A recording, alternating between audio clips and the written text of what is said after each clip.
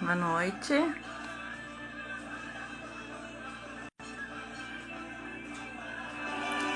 Boa noite a todos.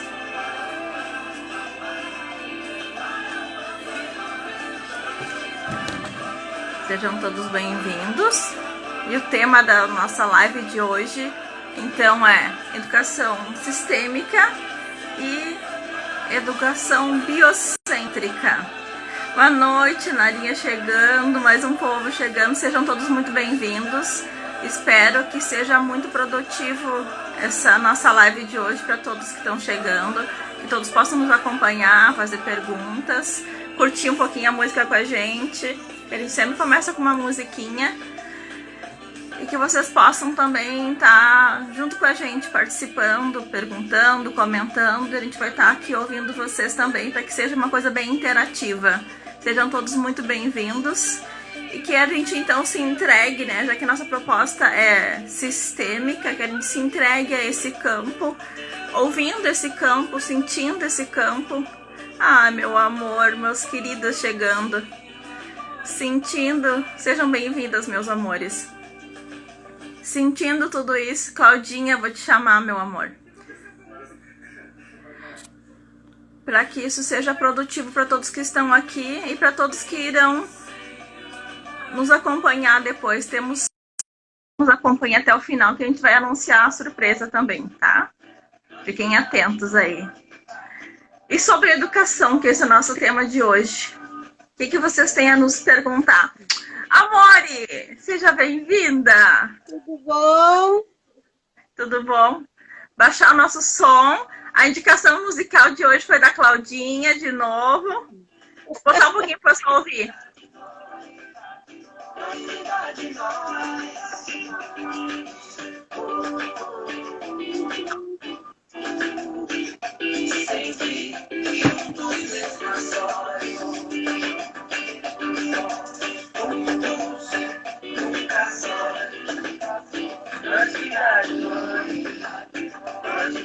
Nós cuida de nós, temos que cuidar. Ju, meu amor, você também é maravilhosa. Eu amo vocês, meu povo. Claudinha, nosso tema de hoje é desafiador para nós da área da educação, né? Com certeza, Dani. Com certeza. Dá uma tremida na base, não dá? Dá um pouquinho de medo, né? Porque a gente vai falar de uma coisa diferente, algo inovador e que não é tão questionado e falado, né? Não é uma coisa assim tão comum. É para ser, né, Dani? Mas a gente... Vamos lá, né? Eu acho que desafios são feitos para isso mesmo. Vamos lá. Isso mesmo. Vou começar me apresentando. Quem tá aí, uma boa parte me conhece a Claudinha também, mas é importante que a gente faça essa apresentação, porque a gente vai gravar isso e compartilhar para o pessoal. Vocês têm muito potencial conhecimento. Ai, que amor! Muito obrigada. Que bom que vocês estão aí nos confiando em nós e mandando essa energia positiva. Porque realmente tudo que a gente faz, assim, de coração, com boa vontade, com vontade de fazer o bem, porque esse é o nosso maior propósito, a gente sabe que acaba que mexe com muitas estruturas e começa mexendo com a gente, né? Então tá, eu sou a Daniele, né? Eu sou... minha primeira formação, então, foi pedagogia, então eu sou pedagoga. Eu sou facilitadora em constelação sistêmica, sou consteladora e sou coach também. E essa área da educação, como a gente já conversou antes, né, Claudinha, ela nos toma, né? A gente, onde vai que a gente se envolve com outras coisas. É muito difícil não linkar o desenvolvimento humano com a educação, porque uma coisa está diretamente linkada à outra, associada à outra. E aí, passo a bola para ti se apresentar também, meu amor. Obrigada, Dani. Uma boa noite para ti. Uma boa noite para quem está chegando aí nessa live, dando esse apoio, né, e essa ajuda. Na verdade, quando a gente começa a olhar ali os numerozinhos em cima subindo, é sempre uma satisfação e uma grande mola propulsora para tudo isso, né? Meu nome é Cláudia, sou Cláudia Cabreira, sou facilitadora de biodança e também sou pedagoga e Já atuei, agora nesse momento eu estou um pouquinho parada, mas dentro da educação, né? Como educadora biocêntrica. E tive o privilégio de começar a minha caminhada exatamente como monitora do projeto Mais Educação. Hoje já nós não temos mais, né, o Mais Educação. Na época eu já trabalhava como facilitadora de biodança. E para mim, assim, era muito gratificante, era muito bom estar junto com as crianças, mas eu sentia uma necessidade de algo mais. E dentro da biodança eu tive a oportunidade, né? Porque a biodança, para quem não sabe, é pautada dentro do princípio biocêntrico. Mas eu queria falar um pouquinho, Dani, sobre a nossa. Eu acho que para falar um pouco assim sobre a educação biocêntrica, que é o trabalho que eu desenvolvo e já desenvolvi dentro das escolas, é importante a gente colocar assim, ó, que nós vivemos, né, num sistema antropológico. E dentro disso, nós adquirimos, com certeza, fomos evoluindo, a nossa cultura foi cada vez sendo beneficiada mais e mais. Só que, ao mesmo tempo, nós fomos também se distanciando um pouco dessa questão da humanidade, porque isso já foi falado, eu já falei isso quando eu falei um pouquinho sobre o que é biodança, né? Então, na década de 70, Rolando Toro traz esse novo paradigma que é um paradigma com uma visão diferente. Sim, o homem é o centro de tudo, mas o homem também, por ser o centro de tudo, foi destruindo muitas coisas e o próprio homem, e isso fez com que a gente fosse se afastando.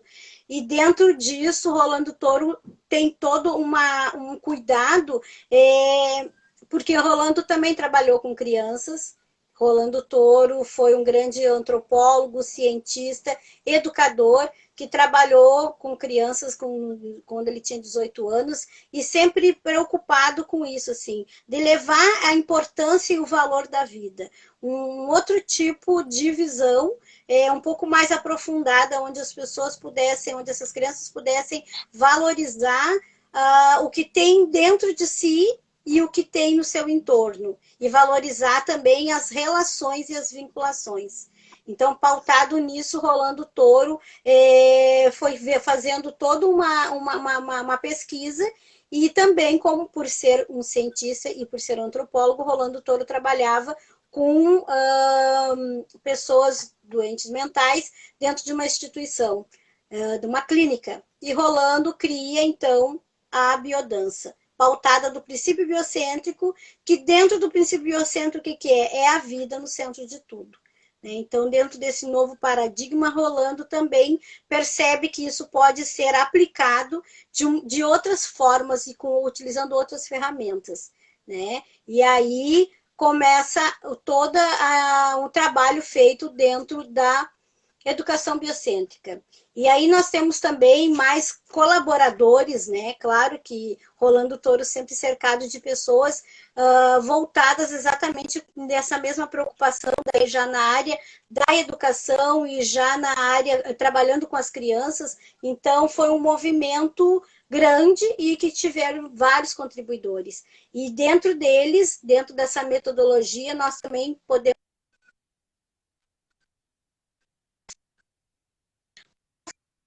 falando da educação que liberta, dessa educação que aonde a criança tem voz e inclusão.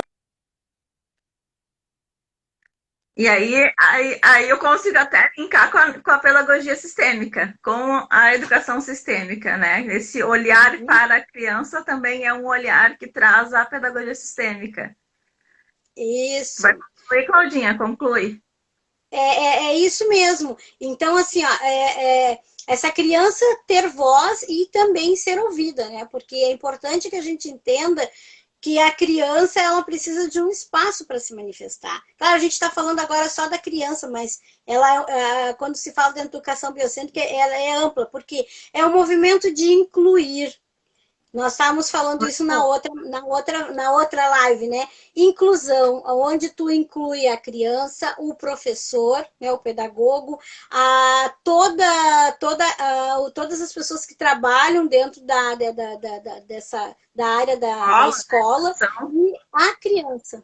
né? E a criança e a família também. Então, incluir, e a sociedade. Então, a gente não pode deixar isso à parte, não pode deixar fora, como se essa criança, como os únicos responsáveis pela formação de um ser humano fosse somente a própria criança ou os pais e coisa assim. A sociedade também, e os professores, mas a sociedade também tem que estar incluída com tudo, com todo nesse movimento, né? Porque é assim que se transforma, é assim que se cria grandes seres humanos. Então nós temos Paulo Freire falando sobre o círculo de cultura, que é a parte dialógica dentro da educação biocêntrica.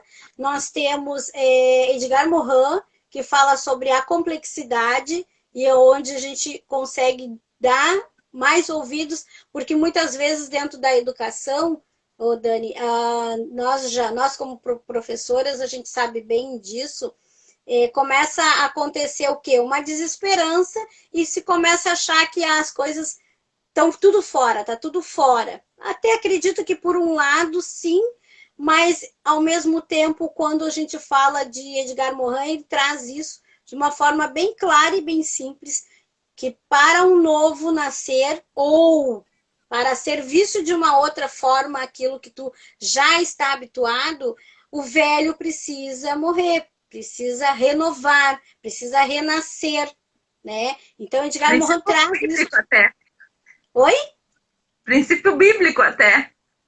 Exatamente, exato, E Rolando Touro com toda essa parte vivencial que é que a gente pode chamar a afetividade, esse cuidado, essa vinculação consigo, a parte reflexiva, que Rolando traz isso assim com muito carinho e muito amor desse ser que é envolvido dentro desse amor, dentro desse círculo, dentro dessa escola, né? E quando a gente fala, aqui nós estamos falando sobre educação biocêntrica dentro das escolas, mas a educação biocêntrica ela pode ser aplicada também em outros locais, em outros ambientes, não somente dentro das escolas, né? Mas como nós estamos falando exatamente do ambiente escolar, então por isso que eu estou me referindo às escolas. Mas então esse é o verdadeiro intuito. O intuito de inclusão, de vincular, de integrar todos, onde todo se envolve dentro dessa metodologia que está pautada na vida. E a vida. E aí quando tu fala quando o Rolando fala na vida, né, quando ele vê que a vida é o centro dentro desse novo paradigma, desse novo pensar, né, dessa metodologia, nós colocamos a vida num todo. É como um todo, é um todo. A vida na natureza, a vida dentro do cosmos, a vida nos animais, a vida no outro ser, no outro homem. E aí a gente consegue contemplar e ver a valorização de tudo que está contigo. Porque nós não estamos desconectados. As pessoas pensam, estamos desconectados. Não, não estamos. Por isso que tudo que se reflete... Olha só, olha o gancho com a nossa realidade, né? Nós tanto estamos conectados hoje que estamos todos em quarentena, confinados, ou, né, boa parte, por causa de algo invisível, para a gente perceber, então, a força desse invisível, né? O quanto esse invisível, que não pode ser visto a olhos nus, arrebata a nossa vida, transforma a nossa vida. Embora a gente não veja, mas esse invisível tem tanta força que mexe com a estrutura do planeta inteiro. E a gente já conversou sobre isso em outras lives, que o quanto que isso também, né, esse invisível, nesse momento de fazer com que a gente se coloque cada um nos seus lares, desculpa, enquanto isso também está fazendo bem para o planeta. Enquanto isso faz com que a gente reflita as nossas relações dentro do ambiente familiar e então coloque isso para mais adiante para o ambiente escolar. Eu tenho ouvido muitas mães, colegas, amigas, conhecidas, comentando do quanto é importante o papel do professor nesse momento. E enquanto esses papéis nesse momento também ficam meio que misturados, porque os professores afastados das aulas estão enviando as atividades para as crianças fazerem em casa, né? Para os alunos fazerem em casa. E os pais não estão conseguindo dar conta de ajudar as crianças, ajudar os filhos. E é muito interessante de ver que os professores, alguns, né, ficavam naquela dúvida de saber, sem saber se os pais podiam valorizar a atuação do professor, se os pais, se os familiares sabiam da importância do papel do professor. Agora, com certeza, porque os pais precisam estar em casa com seus filhos diariamente e não tem nenhum tempo de saída dos filhos para a escola, né? Porque além de dar conta dos filhos como pais, que é o dever deles, eles estão tendo que dar conta também da questão escolar. E isso está além das possibilidades deles. E aí sim a gente pode falar um pouquinho da pedagogia sistêmica, que traz uma nova visão sobre a educação também, mas uma visão que não exclui nenhuma das outras. Não exclui nenhum dos outros estudiosos que já vieram trazer os seus conhecimentos, não exclui Vygotsky, não exclui Piaget, não exclui Freud, não exclui nenhum dos outros que trouxeram contribuições tão importantes e tão significativas para a nossa educação. A gente chama, né, quem mais é apaixonado por isso, de a pedagogia do amor. Porque ela traz uma visão diferente para as questões e traz sutilezas invisíveis aos olhos. E por isso que eu tenho falado agora dessa importância do invisível, porque ela traz uma sutileza invisível aos olhos, mas que é sentida pelo coração. Como é que surgiu a pedagogia sistêmica ou educação sistêmica, que é o que está... Agora estão se transformando essa nomenclatura, né? Porque a educação sistêmica traz um conceito mais amplo do que simplesmente a pedagogia sistêmica. Então, nós estamos chamando de educação sistêmica. Ela surgiu, então, com o trabalho do Bert Hellinger nas constelações. Bert Hellinger, como a gente já conversou algumas vezes, é um filósofo alemão, né, ex-padre, um pedagogo, um homem muito estudioso, que na década de 80, mais ou menos, iniciou esse trabalho das constelações a nível mais mundial, digamos que isso foi se propagando. E a Marianne Frank, que é uma professora, uma pedagoga que esteve ao lado do Bert Hellinger, como a gente já comentou outras vezes, né? Isso está no sangue da gente, né? A gente olha aquilo e começa a pensar como é que eu vou adaptar isso, vou incluir isso lá na minha sala de aula com os meus alunos. Então, ela foi uma das pioneiras nisso. Ela foi uma das que começou a introduzir essa metodologia dentro da escola, com algumas coisas muito simples que ela foi aplicando no dia a dia, né? Uma coisa que ela fala muito no livro, nos vídeos dela. Ela é alemã, né? Então quem não fala alemão precisa ter um intérprete para assistir os vídeos, mas o livro dela é traduzido.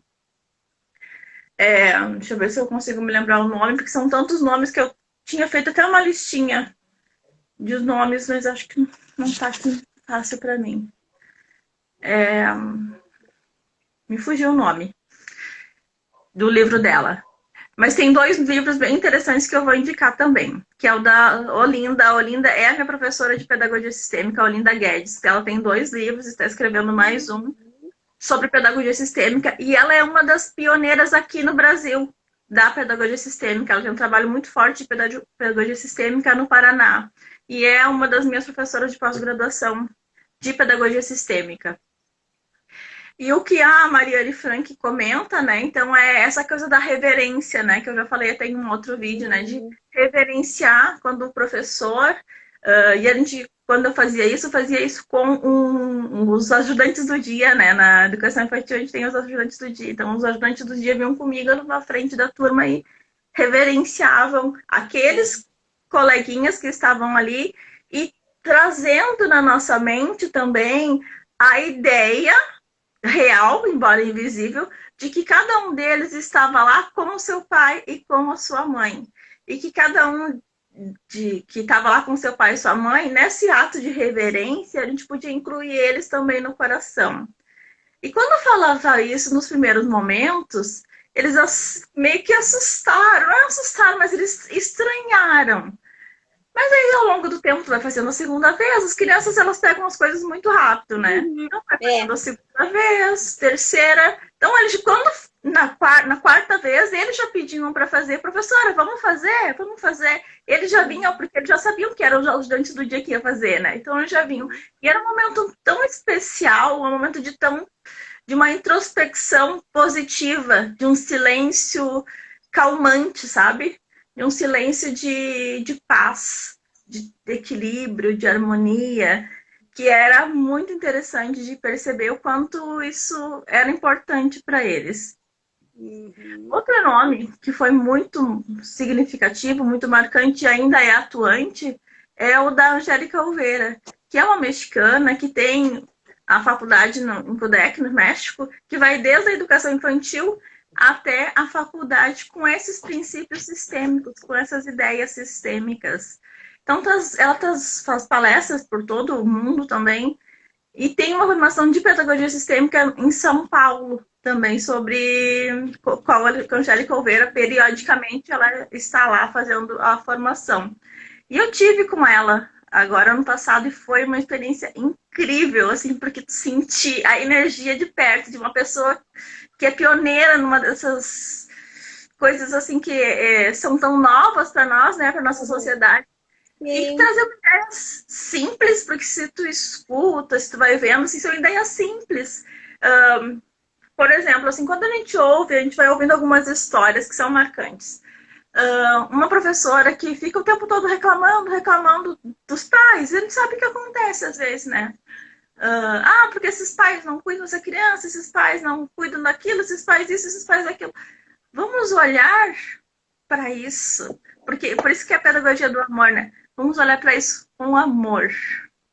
Um Como é amor. que funciona isso? Como é que é para eles? Na cultura deles, o que, que é esse amor? O que, que é o cuidado? Na cultura, no entendimento deles, será que eles podem fazer mais do que isso que eles estão fazendo?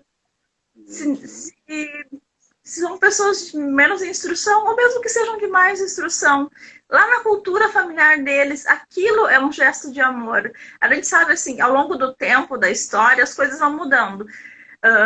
Alguns, uma, duas, nem é tanto tempo assim. Mas gerações bem recentes, qual era o principal objetivo Uhum. da vida? Era a subsistência. Então, as pessoas trabalhavam muito na roça, né? Então, não tinha aquela coisa do carinho, essa cultura do abraço, do beijo, do carinho, do eu te amo. Qual era a forma que os pais tinham para mostrar para os filhos que gostavam deles? Dando comida, dando o que Comida. comer, dando sobrevivência. Se eu te dou comida, eu te dou sobrevivência, é a minha forma mais significativa de mostrar que eu te amo. Eu não preciso É, dar beijo e abraço. E isso não e significava que eles não amavam. É a forma que eles tinham de mostrar esse amor. a gente sempre reforça assim dentro dos encontros, né? Eu trabalhei com crianças com as séries iniciais, trabalhei com adolescentes até 17 anos e também dentro da educação biocêntrica e também trabalhei na educação infantil. Mas o que me chamou muita atenção, sabe, Dani, foi quando eu comecei a trabalhar com crianças na Casa Brasil, onde realmente, assim, foi nessa época que eu tive contato com a educação biocêntrica, onde eu fiz o curso de educação biocêntrica, que até então eu aplicava a parte da pedagogia, saber ler e escrever, né? E aí foi quando eu fiquei assim encantada com essa nova forma de poder levar isso que esse amor, né? Como que tu leva, como que tu inclui tudo isso dentro de um amor e como é que tu consegue passar e ter essa escuta? Porque o que me chamava muita atenção na época era a necessidade, principalmente dos pré-adolescentes e dos adolescentes, de ter um espaço onde pudessem se manifestar e dizer aquilo, falar dos seus anseios, das suas frustrações, né? Não que eles falem, não é questão de ficar falando mal do pai ou da mãe, né? Mas muitas vezes a gente não, o adulto não consegue ver essa dimensão desse adolescente e entender, porque muitas vezes, exatamente por essa nossa cultura, tá? E por esse estudo que nós fomos educados como? Como é que o papai e a mamãe explicavam, mostravam para nós que nos amavam? Através do alimento. Eu vou dar o básico.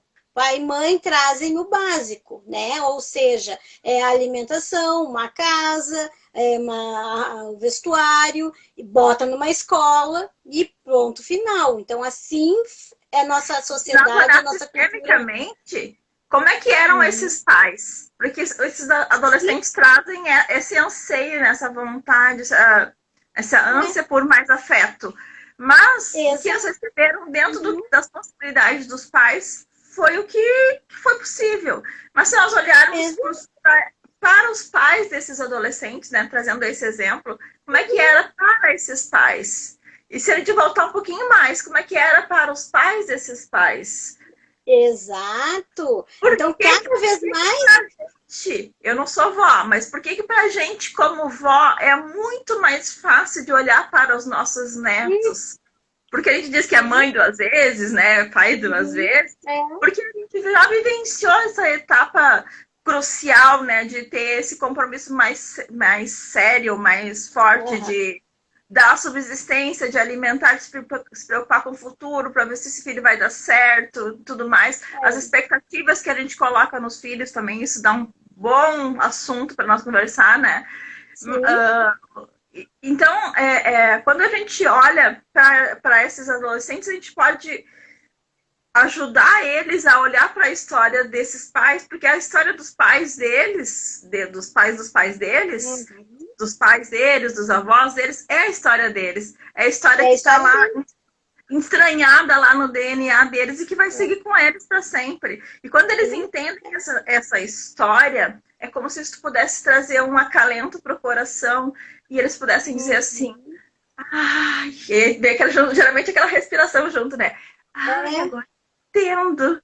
E esse agora eu entendo traz uma força para que a gente possa seguir em frente e olhando a vida com outros olhos. Olhando a vida com olhos de mais motivação, de mais alegria, de mais empenho, sabe? Traz um mundo novo. Por isso que a gente fala do invisível. É um invisível, mas é um invisível que é muito forte, que faz toda a diferença. E esses adolescentes, essas crianças, quando eles têm a oportunidade de se expressar, que é isso que uma das ferramentas que se utiliza dentro da educação biocêntrica, que é o círculo de cultura, é exatamente um dos objetivos esse, né? Permitir e que essas crianças, que esse adolescente possam se expressar e dizer os seus anseios e falem, né, daquilo que não está sendo mais agradável, como que está sendo... Porque, na verdade, muitas vezes, Dani, eles não querem resposta. Tá? Nem um adulto também muitas vezes não quer resposta. O que nós precisamos é de um local, um lugar, um círculo que nos dê esse amparo e nos dê essa confiança a nível de tu poder dizer coisas que já, sabe, falar sobre as tuas frustrações, onde tu não vai ser julgado, onde tu não vai ser condenado, onde tu não vai ser xingado, deixado de lado, ou as próprias provocações dos bullying, né? Que a gente vê que tem tanto aí. Então, eles precisam de um espaço que ampare isso.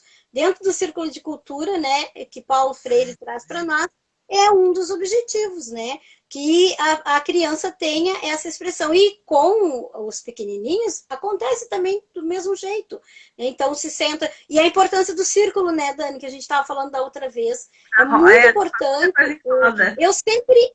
Eu sempre trabalhei em círculo com as crianças, dentro da sala de aula, né, com o círculo. Então, as classes, dá trabalho, dá trabalho. Nada que é novo não dá trabalho, mas que depois, no final da tarde, no final da manhã, quando tu conclui, tu olha e tem uma gratificação, porque tu vê que realmente o objetivo de fazer com que essas crianças olhem para elas, olhem para umas às outras, olhem o que está junto, falem sobre as suas questões, tragam ali esse reconhecimento do pai e da mãe, que nem a gente falou, é o melhor que o pai e a mãe oferecem para os seus filhos, o melhor que eles têm. Né? A escola hoje, o professor, é a mesma forma, se oferece para os alunos a melhor condição que se tem. Muitas vezes os professores querem oferecer mais. Claro que nós, como professores, como pedagogo, dentro dessa responsabilidade, comprometimento que nós temos, a gente sempre quer o melhor e mais, mas é o que se tem nesse momento, né? Então, trazer essa inclusão. E aí eu queria te falar também, se me permite aproveitar esse gancho, como é importante a questão dos professores. Hoje eu trabalho. Isso porque assim, hoje dentro das formações, né, dos professores, a gente sabe que tem todos os anos, dentro da educação infantil aqui em Gravataí e Cachoeirinha, eu já fui convidada algumas vezes, né, e agora eu já tenho até agendada para final de maio mais outra, dentro das formações, falar, levar sobre essa metodologia e trabalhar também a vinculação afetiva. E que vinculação afetiva é essa? É a vinculação afetiva contigo, a vinculação afetiva com o teu colega, porque tu tem um colega do teu lado e que é importante tu ter essa empatia, onde a gente olha para o nosso colega, olha para ele, segura na mão e a gente diz, estamos aqui, vamos junto. Olhar, trazer as orientadoras junto para estar trabalhando, sentar numa mesma roda e ter esse olhar, trazer a família, ouvir essa família, porque é importante, porque lá no seio da família acontecem coisas que vai muito além daquilo do nosso próprio conhecimento, nós como professores, né? Então, poder estar incluindo, não que uma sala de aula, não que uma reunião de pais e professores vai se transformar numa coisa, agora a gente vai usar isso como terapia, mas não é esse o objetivo, é o objetivo mesmo que as pessoas possam estar trazendo as suas dificuldades, seus anseios, e por que muitas vezes está acontecendo, um aluno está tendo um determinado comportamento. É uma caminhada, né? Então, assim, eu tenho feito isso dentro das escolas, está tendo um bom resultado, né? As professoras estão conseguindo, assim, fazer exatamente, né? Dar essa respirada e trazer para essa consciência que é só através dessa compreensão e desse olhar que tu vai conseguir caminhar um pouco mais, né, Dani? E dentro dessa inclusão, e que nada é construído sozinho, nada vai ser construído sozinho. A gente necessita estar junto para andar, né? Falando dos professores, deixa eu ver se eu consigo colocar aqui o nosso tema de hoje. Hoje o meu... Educação biocêntrica e pedagogia sistêmica. Eu não estou conseguindo botar o acento, peraí, deixa eu voltar e botar o acento para deixar para o povo saber qual é o nosso assunto de hoje. Quem entrar já está sabendo, então. Falando dos professores, a gente começa a estudar sobre essas coisas assim, e começa a pensar. Tu já pensou, Cláudia, não precisa responder agora, mas por que né, a tua primeira formação, né, foi a pedagogia também, a formação anterior, antes da biodança, que é o que tu mais trabalha no momento.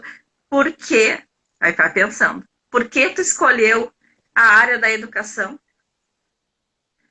Aí eu fico perguntando, e para quem está nos assistindo e quem for nos assistir depois, eu faço a mesma pergunta. Se vocês podem, se vocês conseguem lembrar por que vocês escolheram ser professores. O que levou os professores que estão nos assistindo a escolher essa área? Porque cada um tem a sua história quando escolhe uma profissão, seja ela qual for. E quando nós escolhemos ser professor, a gente escolhe algo meio que mágico. A gente escolhe colocar uma capa de heróis superprotetores. E a gente escolhe isso por algumas razões, e cada um de nós tem as suas razões. E quando eu falo nisso, eu lembro e... Ai, gente! Não que tenha sido decisivo na minha vida, mas muitos momentos da minha caminhada como professora, eu me lembro do meu avô materno. Ele já é falecido. E eu me lembro de quando eu era criança, que quando eu tava conversando com ele, ele dizia assim, ai, gringuinha. Ele me chamava de gringuinha. Me chamava de Daniele, mas quando ele queria fazer um agrado, ele dizia gringuinha. Do jeitinho que tu fala as coisas, tu vai ser professora, né? Eu não sei se... Claro que olhando pela constelação, por esse olhar sistêmico, é como se eu dissesse lá no meu coração, sim, vou. Por ti eu sigo esse caminho. Então também por ele eu segui esse caminho, tanto que quando eu falo nisso, e fazia tempo que eu não me emocionava com isso, eu ainda me emociono de lembrar assim, de quando ele me olhava e passava aquele carinho quando ele dizia, ai, gringuinha, do jeitinho que tu fala, tu vai ser professora, né? Tu gosta das coisas bem explicadinhas, ele dizia pra mim. E cada um de nós tem um porquê. Talvez esse seja o meu porquê de escolher esse caminho, né? De dizer, sim, vou. Eu gosto das coisas explicadinhas mesmo, eu vou por esse caminho. Mas cada um de nós tem o seu porquê, né? De por que foi para esse lado. E muito mais do que a gente usar essa capa de superprotetores que a gente quer, né? De heróis que a gente quer usar, é importante que a gente olhe também para nosso papel como professor, pensando que tudo bem eu não ser um super-herói. Tudo bem eu ser só o professor. Tudo bem eu não poder resolver todas as questões dos meus alunos. Porque nesse sentido, quando a gente pensa que eu sou pequeno para resolver as questões dos meus alunos, é como se nós fôssemos as crianças diante dos nossos pais. Porque nós, como crianças diante dos nossos pais, nós não podemos resolver os problemas deles. Os problemas deles são deles. As questões deles pertencem a eles. E a gente, como criança, já veste essa capa de super-herói querendo lá resolver as questões. Ai, gente! Quantas emoções, Jaque! Mas é esse invisível que a gente precisa olhar, sabe? Porque por que eu faço isso? Qual é o meu porquê? Qual é o meu propósito com isso? É importante que nesse momento que a gente está vivendo, né, tantas coisas, que a gente olhe. Por que eu faço isso? Porque sala de professor, a gente sabe muito bem qual é. Então não é pelo salário. O que eu pretendo com isso? Transformar vidas. É claro que eu quero transformar vidas, todo mundo quer. E se eu puder transformar vidas com leveza, de forma leve, de forma tranquila, e isso é mais simples do que a gente imagina. Porque se eu me coloco no lugar de professor dizendo para o aluno, para as questões, né? A gente falou um pouco sobre filhos de alunos de pais separados na outra live. Quando o professor se coloca diante do aluno e olha para essa questão, que é maior do que o aluno, maior do que o professor, que nenhum nem o outro podem resolver, e ele olha junto com o aluno e ele diz assim, eu olho para o mesmo lado que tu, eu vejo o mesmo que tu vê, eu tô aqui do teu lado, e nesse momento eu sou só tua professora. Eu não posso resolver isso, eu sou a tua professora. E eu sou a professora de mais tantos colegas teus. Eu tô aqui para te ensinar. Eu tô aqui para trazer o conteúdo, para ensinar o português, para ensinar a matemática. Se tu quiseres, eu vou estar aqui como tua professora. As tuas questões lá, da família, dos pais, eu só posso olhar junto contigo. Eu não posso resolver. Isso não cabe a mim. Ao mesmo tempo que nós nos diminuímos pensando que eu não posso resolver, também eu trago leveza para mim. Porque, nossa, tirei aquele peso. Eu realmente, de fato, eu não tenho como resolver aquela questão que não pertence a mim. E isso para outras coisas também, seja qual for o assunto, né? Eu lembrei desse porque nós trouxemos na live. Tem tantas questões que o aluno com hiperatividade, né? A Angélica Alveira diz que o aluno com hiperatividade, ele diz, inconscientemente, ele diz, eu preciso correr para casa. Eu tenho que estar lá, eu preciso correr para casa. Por isso que ele está naquele agito o tempo inteiro. Eu tenho que estar lá, eu tenho que correr para casa. Ele não consegue ficar parado em nenhum instante, né? Ele precisa correr para casa. Por que ele precisa correr para casa? Porque ele tem urgência de resolver aquilo que está lá na casa dele. Porque ele quer resolver as questões da família. Porque ele quer, como criança, poder ajudar esse amor, que a gente fala, né, desse amor que a criança tem pela família, é o amor cego. É o amor que, sem eles quererem ou perceberem, é o amor que me aranha. Não consigo ler todas as mensagens. Ah, meu Tem amor. mensagens muito bonitas que estão colocando, né? Ah, É... Muito obrigada. ai, amor, coloca muito amor na profissão. Muito obrigada. Ah, o Jaque também é meu dom. Muito obrigada, Jaque. E E sem tu professor sabe, não existe troca de conhecimento, de cenário, é bem é, isso. e tu Ah, sabe, Dani, que pegando assim um pouquinho desse teu gancho, né? O que me moveu a ser professora, né? Que nem eu te falei, eu comecei minha caminhada no Mais Educação, e aí também eu vou mexer nos meus aqui, né? amores, minhas pérolas, né, que nem a gente fala. E eu, como monitora do Mais Educação, eu sentia, porque a gente sabe muito bem as crianças que estão no que estavam, né, porque hoje nós não temos mais esse trabalho, mas as crianças que estavam no projeto Mais Educação sempre eram as crianças denominadas as que tinham mais problemas, dificuldade de aprendizado. Então, esse era o objetivo com que eles ficassem nesses locais, né? Para as pessoas que estavam ali resolver da melhor forma possível. E eu me lembro muito bem, assim, que quando eu chegava na escola de manhã, né? E tava aquelas crianças ali paradinhas e tudo com aqueles olhinhos estalados te olhando. Então, realmente, eu senti assim que muitas vezes eles olham mesmo pra gente como as super-heroínas, né? Como as pessoas, como as que vão dar um pouco de solução para as suas necessidades. E quando eu vinha para casa, muitas vezes eu passava o dia todo com os 2 turnos, então eu pegava todas as idades, eu vinha para casa e eu pensava, eu tenho que, não que eu tenha obrigação ou que eu vou mudar, mas eu preciso entrar nesse universo e dar o melhor que eu tenho e colaborar, né, contribuir de uma forma mais amorosa com essas crianças. Dar um colo que é um colo invisível, dar um ouvido que eu não vou poder solucionar, mas eu vou poder sim olhar e segurar na mão e dizer: vamos aprender a ler e escrever com mais amor, vamos aprender a ler e escrever com mais criatividade, vamos olhar para a natureza, vamos olhar para as nossas questões de uma forma mais que não doa tanto, né? A realidade dos nossos alunos é Trazer um bem pouco do diferente lúdico, daquilo. porque às vezes Oi? a gente trazer um pouco do lúdico para nossa educação, porque às vezes a gente se engessa tanto com as coisas que a gente vai acumulando ao longo da vida, É, né? Ah, é. eu acostumei que é assim, só pode ser assim, e eu esqueço que o universo é muito mais amplo, que as coisas são muito Muito. mais amplas. É, E, é. bom, E, e eu também vejo assim aqui,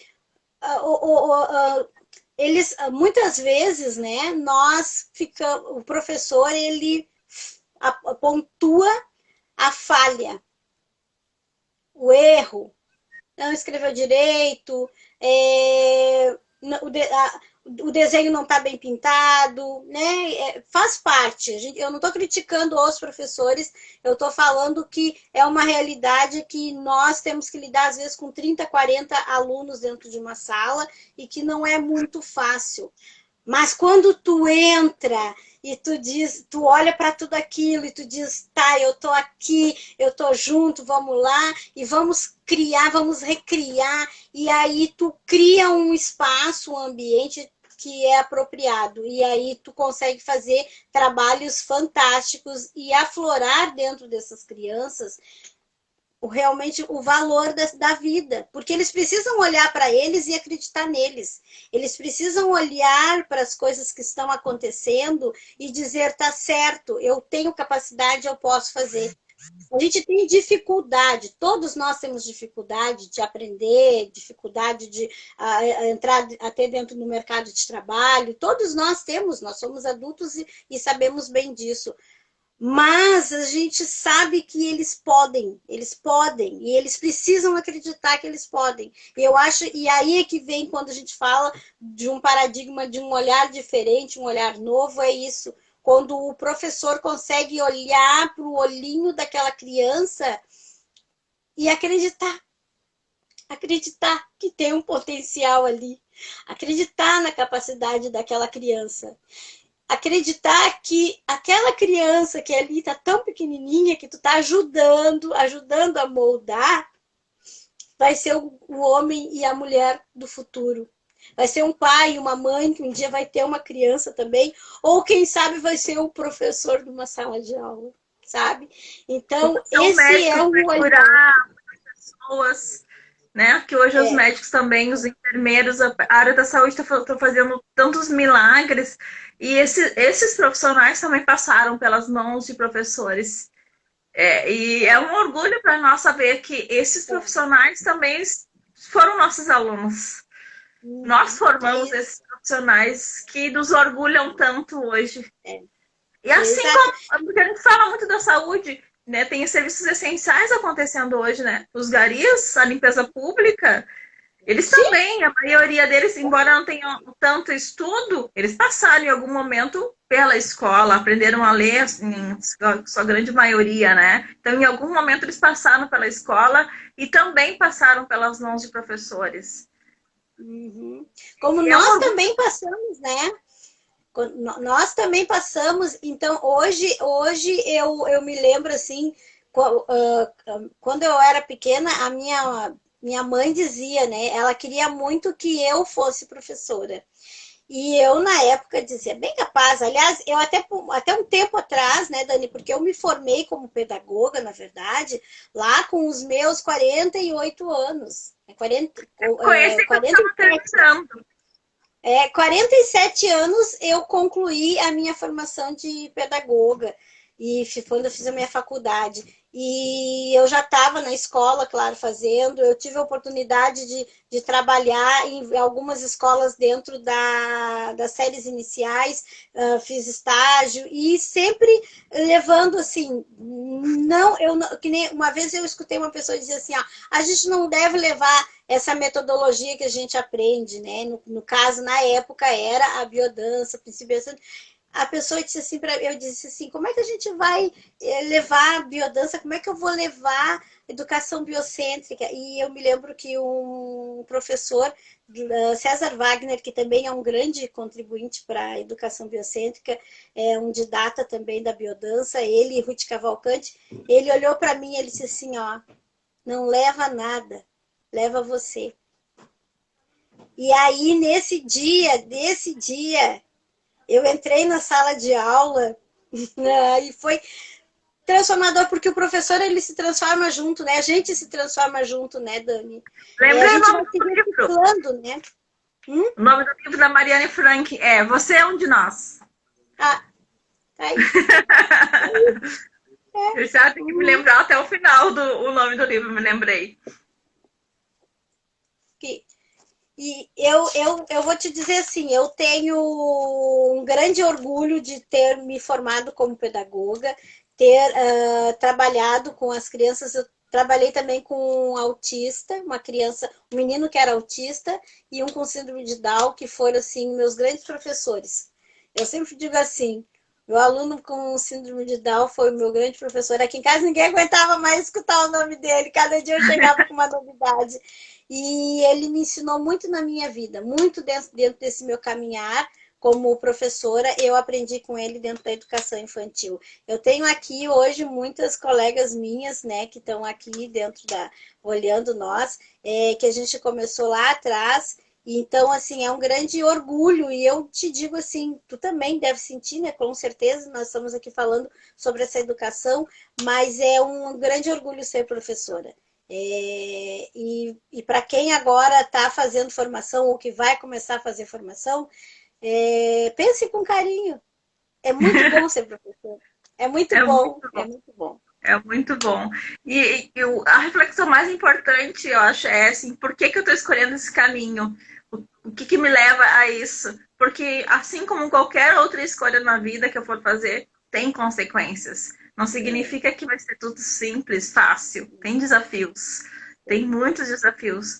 Mas o que vai continuar me movendo nesse caminho é aquilo que eu acredito que é importante, aquilo que para mim tem valor. Valor de verdade, muito mais do que o financeiro. É. Nós falando do professor, me vem assim também de comentar. Quando a gente fala de olhar para o aluno e olhar para ele e ver que junto dele, mesmo que não fisicamente, né, mas está ali junto dele o pai e a mãe, quando o professor chega na sala de aula, é importante que ele também se sinta imbuído da energia do pai e da mãe. Que ele se sinta envolto nessa energia do pai e da mãe, porque ele vai chegar lá com outro olhar, com outro, vai pisar na sala de aula de um jeito diferente, vai estar lá de uma forma diferente. Na 2019, 2018, eu acho que foi ano passado, se não me engano, com a minha turma, minha primeira aula. O que que eu fiz? Eu me lembro que eu me lembro e sei que os alunos têm muita curiosidade para saber quem são os pais dos professores. E quando a gente mostra para eles quem são os nossos pais, eles ficam muito surpresos. A Pro tem professor, tem pai, a Pro tem mãe, né? Eles ficam assim como se a gente não pudesse ter pai ou mãe para eles. É surpreendente isso. Então eu me lembro que eu levei o álbum da minha formatura. Falando da formatura, para mim foi. Isso também é uma história à parte, porque eu demorei para ir buscar o álbum na minha formatura. E quando. Ah, eu tenho que contar essa história. Quando eu fui buscar, eu demorei acho que uns 4 anos, gente, para buscar o álbum da minha formatura. E foi para mim uma coisa tão importante fazer a faculdade e tudo. E quando eu cheguei lá na produtora e fui resgatar, fui lá pegar o meu álbum. Eu lembro que eu tava sozinha, Cláudia. Só eu e Deus. Claro que tinha gente, a recepção lá e tudo, mas é uma coisa louca, né? Só gente louca mesmo. Sentei lá, as lágrimas escorriam, eu olhando aquelas fotos. Quando aquela conquista foi importante para mim, de estar revendo aquilo, a Nara estava lá nas fotos, a Nara estava aí presente na nossa live, a Nara estava nas fotos no meu álbum de formatura. E eu estava grávida da Ana Clara. Então, lá, o meu pai, a minha mãe, né, o meu filho, né, minha família, as madrinhas da minha filha, foi tão emocionante eu sentar lá e ficar olhando aquelas fotos, revisitando aquilo lá e vendo o quanto aquilo foi importante para mim. Nossa, é um capítulo à parte isso. Mas aí eu peguei e levei isso para a sala de aula, no primeiro dia de aula, e a minha sala estava cheia no primeiro dia de aula. Fiz lá o círculo, a rodinha com eles, me apresentei, cada um deles se apresentou, e aí eu disse para eles, eu vou apresentar para vocês o meu pai e a minha mãe. Eles ficaram me olhando, né? Como assim vai apresentar? Vai entrar, vai chegar? Eu disse, eu trouxe, aí mostrei o álbum. Eu trouxe aqui para mostrar para vocês o meu pai, a minha mãe, o meu filho mais velho, e vou mostrar para vocês de quando a minha filha estava na minha barriga, porque a Ana Clara estava na barriga. E aí eles ficaram muito curiosos, eu fui mostrando para cada um deles, e abrindo página por página, e contando para eles essa mesma história que eu contei, né? Que quando eu fui buscar o álbum, a professora estava muito emocionada, e era verdade, e eu chorava vendo aquilo, mas era um choro de emoção, eles ficaram, parece que sabe quando as crianças ficam no silêncio completo, ouvindo a história, envolvidos com a história, sabe, naquela energia? E aí, além de eu mostrar para todos, né, na minha mão, eles queriam ainda ver cada um na sua mão. Então, eles ficaram ainda sentadinhos esperando. Isso que foi incrível, porque eles ficaram ainda sentadinhos esperando cada um no seu lugar. Não virou aquela bagunça, porque às vezes é uma coisa que não é do interesse deles, eles querem levantar, eles querem sair. Eles ficaram sentadinhos, comportados, esperando a vez deles, que eles queriam eles também folhear as fotos e ver aquelas imagens de novo. Então é isso que é interessante, quando tu vai, tu leva a tua história enquanto professor para eles se envolvem com isso, eles Ele sabe quando. Eu acho que o pessoal que tá nos vendo tá sentindo isso que a gente tá sentindo agora, né? É assim que se Identificam, né? Eles também se identificam, né, o Dani, porque daí eles percebem que o professor ele não tá distante, ele não tá lá do outro lado, ele tá ali juntinho, ele é presente, ele é igual, ele também tem uma família, ele também tem uma história e ele também pode estar contribuindo com essa história. Então é isso quando a gente fala de valorizar a bagagem que essa criança tem, que é a vida dela, né, todas as informações, e aí tu coloca tudo junto e aí forma-se, ó, uma releitura. O professor faz essa releitura, porque é toda a tua trajetória de vida ali colocada, né, e valoriza tudo isso, e o aluno, a criança, se dá conta que diz, pô, mas um dia eu chego lá, eu vou fazer esse caminho também, sabe? Então isso é Ó, importante, é por isso que é a inclusão, né? o pessoal está comentando, ó, é muito legal saber que da história dos professores, saber que passam as mesmas coisas que nós, com certeza, gente como a gente. E ali, a Cris também comentou quando a fala é com emoção, prende atenção. Isso é muito interessante. Isso não é só com as crianças, verdade, Cris, verdade. Verdade. Que bom que estamos prendendo a atenção de vocês. Que bom, a gente fica feliz, porque realmente isso é de coração, né, Claudinha? Com certeza. Falar dos nossos mimos, né? Eu gosto de dizer assim, né? Os mimos, os nossos tesouros. As crianças, os adolescentes com quem eu trabalhei, os alunos, né, são os grandes tesouros da minha vida, porque são ricos de vida, porque me trazem notícias de mim. Na verdade, quando a gente se emociona, né, quando a gente olha para eles e se emociona, se identifica, traz notícia de ti, da tua vida, das tuas coisas, dos teus anseios e das tuas realizações, principalmente, porque para te ser professor, tu tem uma batalha, né? Tu tem um caminhar, um caminho a ser trilhado. E aí, quando tu vai lá, pega o teu álbum, tu olha, tu vê o quanto foi maravilhoso aquilo, e aí tu tá, na verdade, colhendo os frutos, né? Como é bom saber que temos ótimos profissionais como vocês. Muito obrigada, Ai, Stephanie. que amor. Tem um outro ali também. Muito bom, gurias. Parabéns. Ser professor ou professora é muito gratificante. É verdade. Muito obrigada, gente. Quem está falando Ah, acho que é a Maria Tereza, que é professora também. Então, ah, temos hoje um número. eu vou contar um Tempo, outro né? caso real. Tá acabando nosso tempo? Tá acabando nosso Ah, tempo? tá Tá. terminando. Vou tentar só comentar as partes finais. Fazer um. Ah, que é. Tu falou sobre a vinculação, né, na tua fala. O que muito a gente percebe que vincula são as histórias. As histórias que nós contamos para eles sobre nós mesmos, as histórias deles que chegam para nós, que eles conseguem, né, expressar para nós, isso vincula essa troca o tempo todo de histórias, a história que a gente cria com eles no dia a dia, né, ao longo do ano de convivência, isso vincula.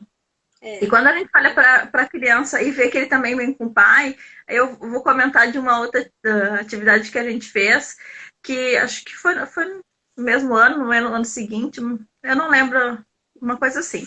Aí eu fiz uma proposta, a gente já está com a internet a todo vapor, né? Então eu fiz uma proposta que os pais gravassem vídeos em casa mostrando de onde a criança dormia, quem é que escolheu o nome da criança, como é que era o nome do pai, como é que era o nome da mãe, que eles fizessem um videozinho de 2, 3 minutinhos, mas que eles contassem a história deles, mostrassem onde a criança dormia, da onde que vieram os pais.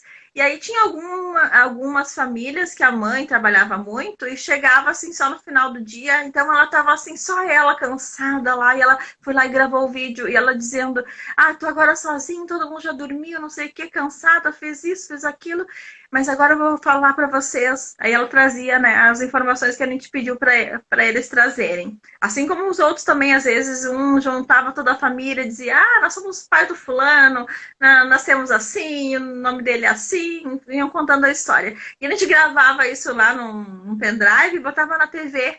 E eles viam eles e a família deles na televisão. Ah, eles ficavam encantados, fascinados. Ah, meu pai, minha mãe, minha irmã, minha cama, na história deles passando lá na TV para eles. E aí os colegas viam também a história deles, viam também a cama deles, viam também o pai, viam também a mãe. Eles ficavam muito felizes com aquilo. E essa é uma história que vincula também, porque tá ali a criança mostrando a sua história para os colegas. E era muito legal de ver o quanto eles gostam de estar mostrando, de estar partilhando a própria história deles. Ó, nosso tempo está acabando, apareceu ali. 5 segundos.